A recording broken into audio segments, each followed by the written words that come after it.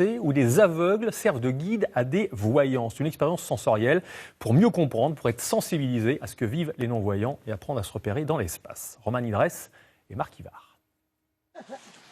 C'est bon, Jacqueline, ça va? Les premiers pas sont un peu hésitants.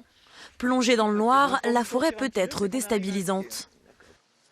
Ça te fait froid aux pieds. Alors, Mais ces promeneurs n'ont rien à craindre. Des non-voyants sont là pour les accompagner dans leur découverte de la forêt et de la cécité.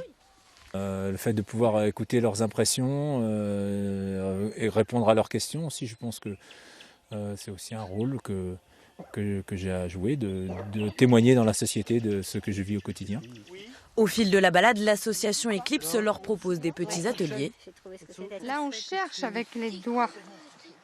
Et c'est compliqué de ne pas se servir des yeux. Toucher, sentir, pour imaginer la forêt, ils ont besoin de solliciter tous leurs autres sens, comme le font les malvoyants au quotidien. On peut se servir d'autre chose que de ses yeux pour ressentir ce qu'il y a autour de nous. On est vraiment à l'écoute de tout, on est sensible au niveau de nos pieds, les oreilles, on sent le vent. Enfin, il y a plein de sensations qu'on découvre alors qu'autrement, on ne fait pas attention à ça. En immersion totale, chacun se heurte à des difficultés que l'on n'imagine pas forcément, mais auxquelles les déficients visuels se heurtent tous les jours. Enfin, c'est beaucoup plus compliqué que ce que je pensais. À la limite, quelquefois, on peut s'amuser 2 minutes à chercher à droite à gauche, mais c'est vrai que là, ça demande vraiment beaucoup de concentration.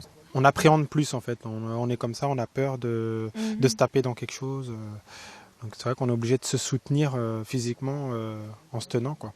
À la fin de l'expérience, les promeneurs repartiront les yeux toujours bandés. Ils ne verront pas le parcours. Comme un non-voyant, ils devront se contenter de leur imagination.